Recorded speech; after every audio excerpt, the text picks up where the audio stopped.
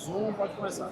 Olá pessoal, bem-vindo amigos da Flintcast a mais um episódio. Hoje estamos aqui na IFAT 2025 e tendo um prazer de entrevistar o Alexandro, que gentilmente aí cedeu o seu tempo para conversar com a gente. Alexandro da Ciclus, já falar um pouquinho sobre aterro sanitário, etc. Antes de passar a palavra aqui para o nosso convidado, gostaria de agradecer. Nossos patrocinadores, estamos aqui no stand da Matrix, um apoiador do nosso projeto, assim como a Love Bond também. Beleza? Então sejam todos muito bem-vindos, tomara que vocês gostem. Tenho certeza que o papo vai ser muito bom aqui. Vamos falar sobre aterro, tratamento de efluentes. E eu queria que o Alessandro então se apresentasse para o nosso público, para a gente pudesse conversar e tocar esse assunto gostoso que é falar sobre tratamento de efluentes em aterro sanitário. Ótimo. Primeiramente, prazer. Obrigado pela oportunidade. Então, me chamo Alexandro, eu sou químico de formação. Estou na área desde 1997, sempre voltado na área de efluentes. Fiz o mestrado nessa área também de efluentes e atualmente fazendo o doutorado na área de chorume. Tá? Já faz um bom tempo que eu trabalho no segmento de tratamento de chorume, de aterros sanitários. Já passei pelas empresas assim de maior porte no Brasil, como por exemplo Veolia, Solvi, e agora eu estou como gerente na empresa Ciclus Ambiental. Legal, Alexandre. Uma coisa que a gente sempre que conversa sobre aterro sanitário, sobre chorume, né? O que funciona e o que não funciona do ponto de vista de tratamento de efluentes. Tem um padrão? Não tem um padrão? O que vai levar você escolher uma rota tecnológica para tratar esse chorume, que no meu ponto de vista é um efluente bastante desafiador. Um dos, talvez, que eu conheça, um dos mais desafiadores para conseguir chegar nos padrões, vamos dizer assim, de atender, né, a legislação. Dentro dessa tua experiência que é fantástica e tem aí tempo focado nessa linha, né, um prazerzão poder estar conversando. Eu acho que o nosso tempo aqui vai ser curto para falar sobre esse tema tão interessante. Mas na tua visão, como que é isso? Como que se relaciona essa questão? Rota tecnológica, o tipo de aterro, legislação, enfim, para conseguir chegar num ponto legal de você não ter uma dor de cabeça, né? Com uma estação de tratamento ambiental. Com órgão ambiental. Seria a pior dor de cabeça possível. Bacana. Primeiramente, essa mística criada pelo lixiviado de aterro sanitário é uma coisa que existe realmente e sempre vai existir, uma vez que o chorume em si, ele contém ali os ingredientes dele, é a tabela periódica inteira. Não é verdade? Porque ali, quando você pega um resíduo sólido urbano, você tem de tudo. Uma vez que, no caso não só do Brasil como América do Sul, a gente precisa evoluir na tal seletividade de coleta dos lixos, do material a ser segregado. Então, quando o lixo chega no aterro, ele já chega, muitas das vezes, em condições ali de diversos materiais que nem poderiam estar ali. Então, às vezes, quando você faz uma caracterização do teu efluente bruto, lá nos primórdios, quando começa a gerar chorume após a primeira compactação no aterro, você já começa a ver naquela caracterização que aquilo que você projetou, às vezes, pode estar fugindo um pouco da realidade. Opa, achei um ppm de chumbo, achei um ppm aqui de mercúrio. Por quê? Porque a segregação lá atrás, de repente, não foi muito bem feita. Não foi tão eficiente. Exatamente. E isso vai isso daí vai se potencializar dependendo de cada região do Brasil. A região sul funciona muito bem. A região norte está avançando. Entende?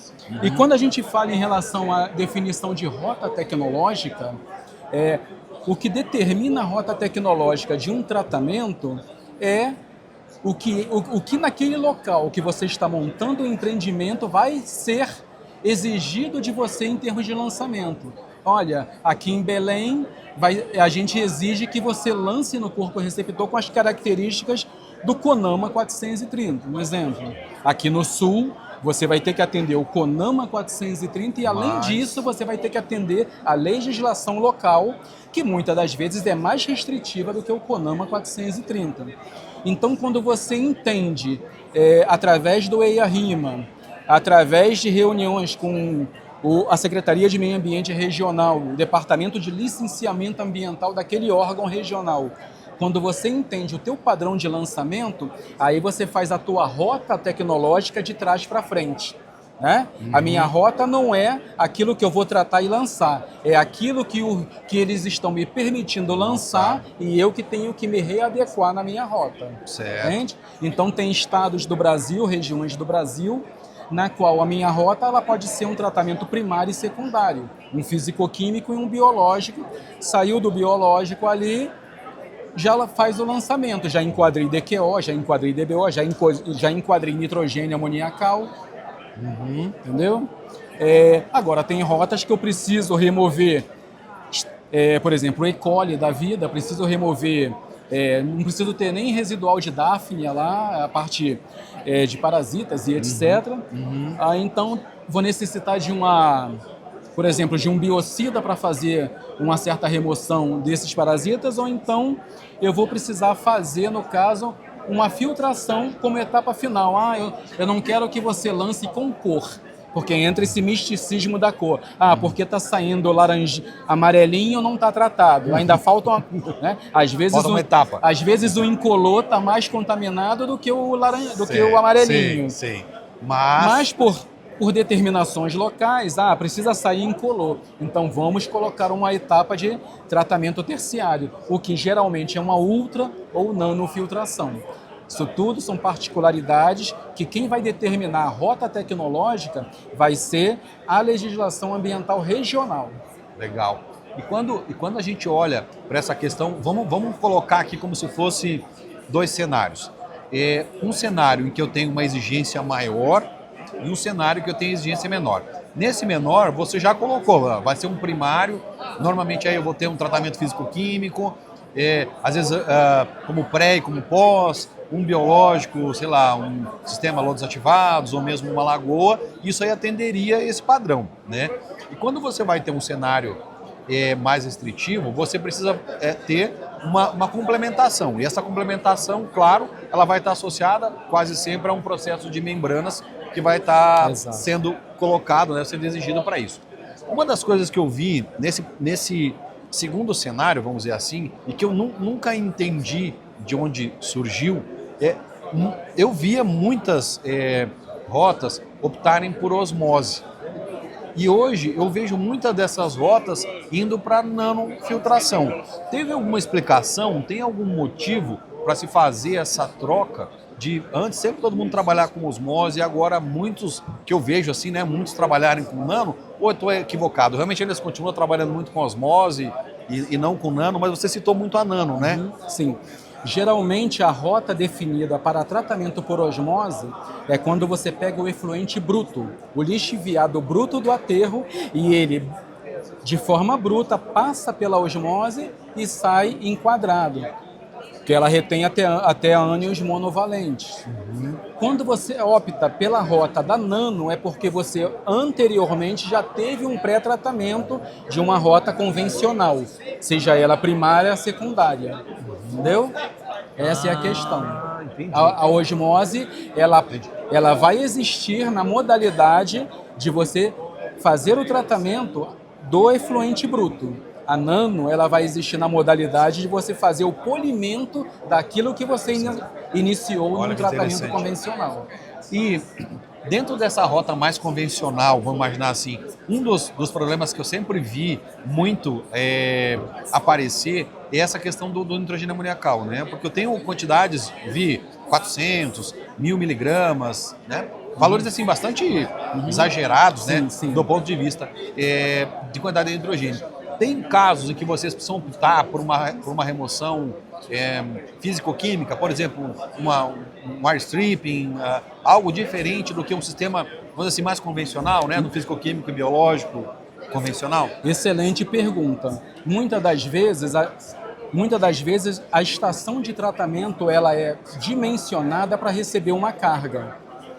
E ao longo do tempo, conforme a idade do aterro vai alterando, você vai perdendo a biodegradabilidade do efluente, do chorume em si. A relação DBO-DQO começa a mudar e não vai se tornando atrativo para a bactéria fazer a nitri e desnitrificação e também fazer a remoção de carga orgânica. né? Porque você, dentro do ambiente biológico, você convive naquele universo a população de nitrificante, desnitrificante e heterotrófica para remoção de DBO e DQO. Isso aí. Então, quando você trabalha com esse conjunto, quando essa relação começa a tomar proporcionalidades não interessantes, você é obrigado a reduzir a tua carga num pré-tratamento antes do biológico, que seria o físico-químico, ou um stripping para você reduzir a carga amoniacal. Ah, muito interessante. Muito, porque eu vejo isso como eu nunca Um tinha gargalo, visto, né? eu nunca tinha visto essa relação de você buscar o tempo do aterro e essa diminuição, né, de uma relação uma relação de DBO desfavorável, em que a remoção biológica de amônia então não consiga mais acontecer de forma satisfatória, né? Muito legal. E quando a gente trabalha, qual dos poluentes que você já trabalhou e tal, mais desafiadores assim para se fazer um processo de remoção dentro de, enfim, de qualquer sistema de tratamento, né? Ou seja, mesmo dentro de um convencional ou de algo avançado de nano, osmose, enfim, que vocês tenham. Trazendo o tema especificamente para aterros sanitários, a questão do descarte do resíduo sólido urbano no Brasil, como eu disse, ele tem as suas precariedades em termos de seletividade. Então, muitas das vezes, o aterro ele sofre com certos parâmetros analíticos que você não contava com eles, mas Fora do aparece. padrão. Por exemplo, o boro. O boro, ele é um elemento difícil pra caramba de remover. Muito difícil de remover, na qual você é obrigado a entrar com, por exemplo, um sistema terciário, uma nano, uma osmose, para você complementar somente porque você não conseguiu enquadrar o boro nessa situação. Você entendeu? E tem um motivo, e aqui é uma curiosidade Aí, muito... Em termos de aterro, é exclusivamente característico do resíduo que é depositado e agregado regional. Tem região na qual o boro tem aterros na região sul, por exemplo, que o boro não está desenquadrado, e tem aterro na região centro-oeste que o boro se apresenta lá 15 miligramas por litro. Nossa, uma suposição. Alto pra caramba. É especificamente característico da forma na qual o resíduo sólido urbano é descartado e feita a sua compactação no aterro sanitário. E teve eu lembro muito de estudos, eu trabalhei no doutorado meu com eletrólise. E eu vi nessa época muitos artigos nessa parte. Vi algumas aplicações. Isso no Brasil chegou a ser algo que de fato foi implantado ou ficou muito na linha do estudo e nunca se colocou realmente como uma prática? Tratamento eletrolítico, né? Ok, o tratamento eletrolítico, ele é um tratamento que funciona, mas não é um tratamento consolidado. O que é o tratamento consolidado? É aquilo que lodo ativado é consolidado? É consolidado, o Brasil todo usa, é um clima tropical, temperatura ótima para bactéria, atividade biológica, entendeu? Agora, a parte eletrolítica, ela é difícil de ser implementada porque quem vai investir milhões ali coloca a cara a tapa, digamos assim, né? Se não der certo, o responsável fui eu que escolhi essa rota quando poderia escolher a rota consolidada. Entende? Esse é o grande detalhe. Agora, ele funciona para pequenas vazões. Agora, quando a gente fala de 10 metros cúbicos hora, 15, 20 metros cúbicos hora, quando a gente fala de vazões robustas ali, aí a gente precisa ter um tratamento que não te deixe na mão na hora do aperto. E a eletrólise cairia nessa malha fina. Malha fina, por uma questão de não ser consolidado. Exatamente. Ah, muito legal. Muito legal. Tem algo mais que você gostaria de comentar dessa linha de tratamento? Algum conselho, alguma dica, algo nesse sentido? O mercado do saneamento ele tem evoluído muito, né?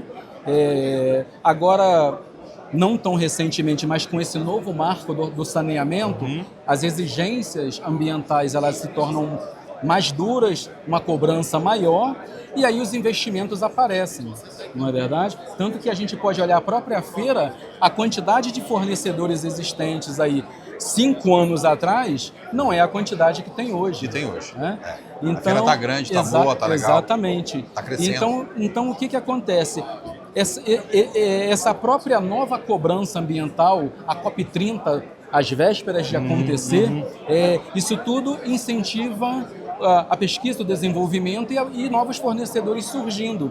A gente tem tecnologias, o lodo ativado ele é consolidado, mas a gente agora tem o Anamox, entendeu? Entrando em ação, tem Nereda entrando em ação, você escolhe qual tecnologia você quer trabalhar, MBR, MBBR, você escolhe o que você quer trabalhar, você entendeu? O mercado tem tomado proporções de avanço muito satisfatórias no Brasil. E aí nessa linha, algumas tecnologias que talvez não fossem ou não eram consolidadas, passem a ser nessa ideia de exigência e talvez do risco que eu preciso correr para atingir os limites que eu preciso, né? As pesquisas aumentaram muito e os resultados positivos aumentaram muito. Legal. E com isso, aquilo que outrora não era nem cogitado, hoje em dia tem plantas investindo. Investindo nessa linha. Exatamente. Tem alguma tendência que você enxerga dentro do tratamento de efluentes de churume que tu percebe já que é algo, ou realmente tem uma difusão? Cada caso a tecnologia Nereda, a tecnologia Anamox, por exemplo, a ideia é cada vez mais o mercado industrial, ou seja o mercado de aterro, ou as próprias indústrias, terem cada vez menos espaço útil para suas estações de tratamento. Sim. E aí você é obrigado a tratar mais volume e menos espaço. Com menos espaço útil de estação. E aí, quando a gente fala de biológico, essas tecnologias que você aumenta a idade do lodo, aumenta a relação de sólidos suspensos voláteis, a população, a tua biota, a tua biomassa, você consegue tratar um volume muito maior no espaço muito menor. Muito menor. E com eficiências, né? Você trabalha não só eficiência de carbono, mas também de remoção de carbono, mas fundo de nitrogênio, ou outras que, sistema, por exemplo, né? O MBBR é muito diferente do lodo ativado. Exatamente. E aí você vai nessa então, onde você via parques de estações de tratamento, lagoas gigantescas ali, não tem mais você consegue resumir isso a lagoas menores, compactadas, na qual você aumenta a tua população de biomassa e consegue aumentar a vazão de tratamento. Entendeu? E isso se encaixa perfeitamente dentro dessa questão do aterro. Também. Porque eu também começo a ter problemas de... os mesmos tipos de problema, né? Sim, exatamente. Tanto de espaço quanto de necessidade de um efluente, muitas vezes mais bem tratado, vamos dizer assim, para lançamento, né? Exatamente. Legal. Bom, Alexandro, foi um prazer conversar contigo. Muito obrigado pelo seu tempo. Né? Espero que todo mundo vai gostar, curtir, né? Dá o teu like, se inscreve no canal, dá o apoio pra gente. Todo esse movimento é muito importante para a gente continuar podendo fazer eventos como esse, de participar, de vir para uma feira, de poder entrevistar aqui e trazer um assunto aí interessante para quem nos acompanha. Então, mais uma vez, muito obrigado. Obrigado. Alessandro. E, pessoal, até mais, até o próximo. Valeu!